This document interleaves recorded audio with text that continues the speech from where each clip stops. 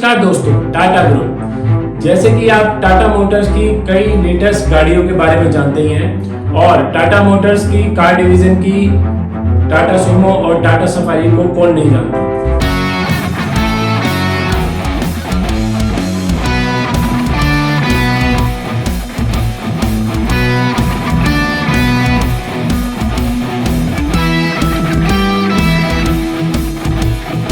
और जो कि हाल ही में एयर इंडिया को खरीदने के बाद Tata group air Asia airlines के कंप्लीट ओनर हैं। मगर दोस्तों, टाटा ग्रुप की लेगेसी इससे कई मायने में बड़ी है। टाटा ग्रुप जो इंडिया की सबसे बड़ी इंडियन ग्रुप ऑफ कंपनीज हैं और पिछले 156 सालों में वो कई नई इंडस्ट्रीज को सेटअप कर चुके हैं और ज्यादातर में आज भी मार्केट लीडर हैं। दोस्तों, आइए इस वीडियो में जानते हैं कैसे टाटा ग्रुप इंडिया में और पूरे विश्व में इंडिया की सक्सेस का सेंटर रहा है। दोस्तों, इस कहानी की शुरुआत होती है 1857 के इंडिया के फर्स्ट इंडिपेंडेंस मूवमेंट से, जो ईस्ट इंडिया कंपनी के अत्याचारों के खिलाफ इंडिया का फर्स्ट इंडिपेंडेंस मूवमेंट भी था। तो इसमें हुआ क्या था कि ब्रिटिशर्स ने इंडियन प्रोड्यूसर्स और फार्मर्स को कैश क्रॉप, जिन्हें नकदी फसलें भी कहा जाता है, जैसे कि जूट, गेहूं, कॉटन, नील और अफीम की खेती के लिए फोर्स किया, जिसकी उस समय ब्रिटेन में काफ़ी हाई डिमांड थी। इससे उस टाइम पे इंडिया से काफ़ी कॉटन और ये नकदी फसलें एक्सपोर्ट होने लग गई। 1857 के रिवॉल्ट से पहले east India company Indian farmers पर हैवी टैक्सेशन लगाया करती थी और उनका एक ब्रूटल एक्सप्लॉयटेशन किया जाता था, जिसे 1857 के रिवॉल्ट का एक इम्पॉर्टेंट रीजन भी माना गया। मगर 1858 में ईस्ट इंडिया कंपनी के रूल को एंड कर दिया गया और उसके बाद ब्रिटिश राज स्टार्ट हुआ। ब्रिटिश राज के अंडर ईस्ट इंडिया कंपनी के कंपैरेटिवली इंडियन फार्मर्स, प्रोड्यूसर्स और स्मॉल बिजनेसमैन पे एक्सप्लॉयटेशन काफी हद तक कम होता है, जिससे उन्हें एक इंडिपेंडेंट एनवायरनमेंट प्रोवाइड हुआ। उसी समय टाटा ग्रुप के फाउंडर जमशेदजी नुसरवानजी टाटा जी के पिता नुसरवानजी रतन टाटा का गुजरात स्टेट में नवसारी सिटी में एक जनरल मर्चेंडाइज फर्म थी, जिसे जमशेदजी टाटा जी ने ठीक 1857 के रिवॉल्ट के बाद 1858 में अपने बॉम्बे के एल्फिंस्टन कॉलेज से ग्रेजुएशन करने के बाद ज्वाइन किया।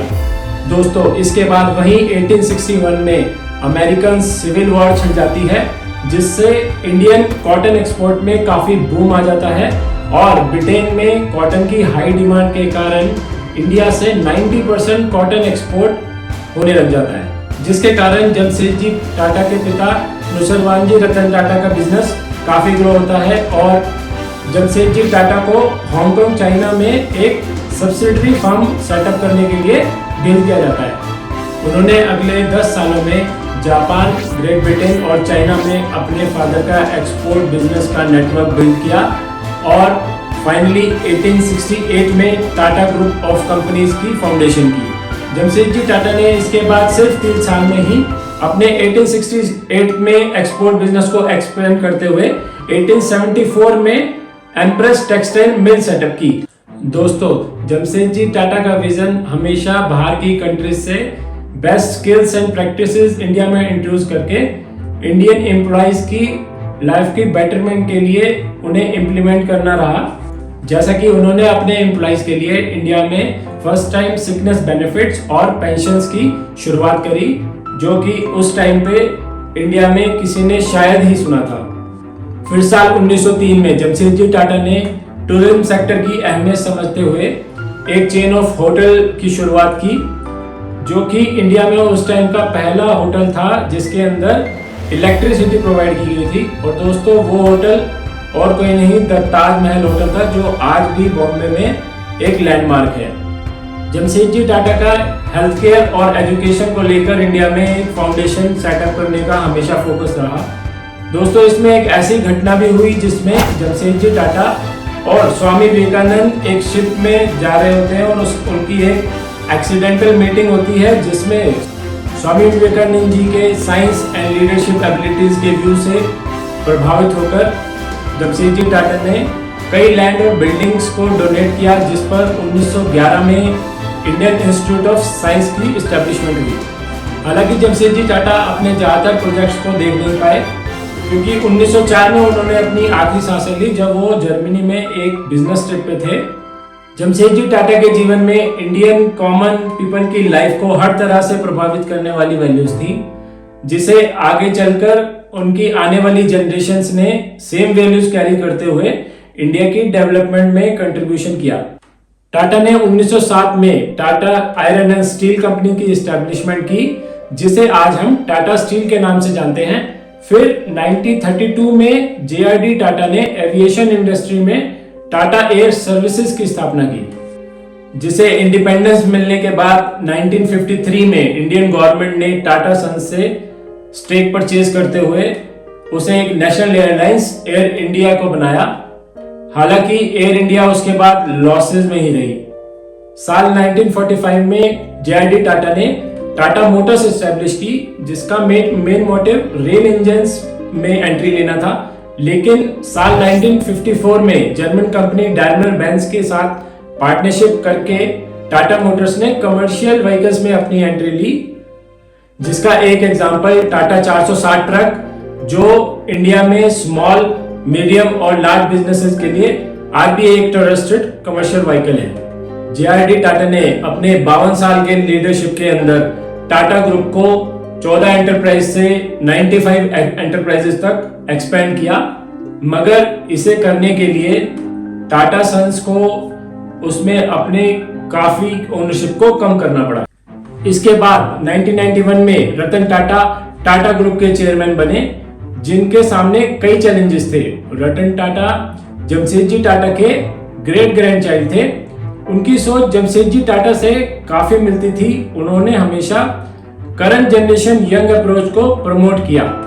रतन टाटा ने टाटा ग्रुप को बिल्ड करने के लिए न्यू यंग अप्रोच के साथ काम किया और टाटा ग्रुप ने फॉरेन कंपनीज को बाय करना शुरू कर दिया और फाइनली उन्हें टाटा ग्रुप में ऐड कर लिया। जैसा मैंने आपको वीडियो की बिगनिंग में बताया था कि जमशेदजी टाटा की अप्रोच हमेशा फॉरेन कंट्रीज से बेस्ट प्रैक्टिसेस एंड टेक्नोलॉजी को एक्वायर करके इंडिया में इंट्रोड्यूस करना रहा।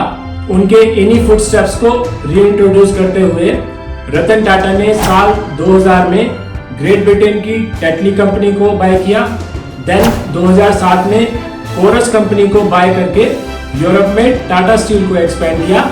इसके बाद जैगुआर एंड लैंड रोवर जैसी मोटर्स कंपनी को 2008 में एक्वायर किया। दोस्तों, ये टाटा ग्रुप की एक लेगेसी ही थी कि किसी एक लग्जरी प्रोडक्ट को कॉमन लोगों के लिए इंट्रोड्यूस करना। इसलिए रतन टाटा ने साल 2008 में सिर्फ 1 लाख इंडियन रुपीस में टाटा नैनो को लॉन्च किया। हालांकि उसकी मार्केटिंग स्ट्रेटेजी को लेकर कुछ क्रिटिसिज्म हुआ और उसके कारण वो रतन टाटा का एक फेलियर रहा।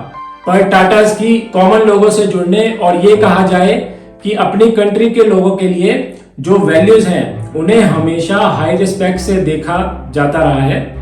शायद ये वैल्यूज और भी स्ट्रॉन्ग रही होंगी जब उन्होंने अपना बिजनेस ईस्ट इंडिया कंपनी के ब्रूटल राज में स्टार्ट किया और लोगों पर होने वाले अत्याचारों और एक्सप्लॉयटेशन को बहुत नजदीक से देखा और जाना होगा।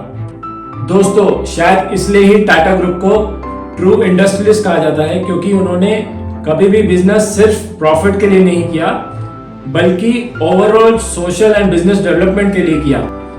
हाल ही में हुए रतन टाटा जी के निधन के बाद टाटा फैमिली के नोएल नवल टाटा टाटा ग्रुप के नए चेयरमैन बने हैं, जो टाटा ग्रुप की लेगेसी को बढ़ाएंगे।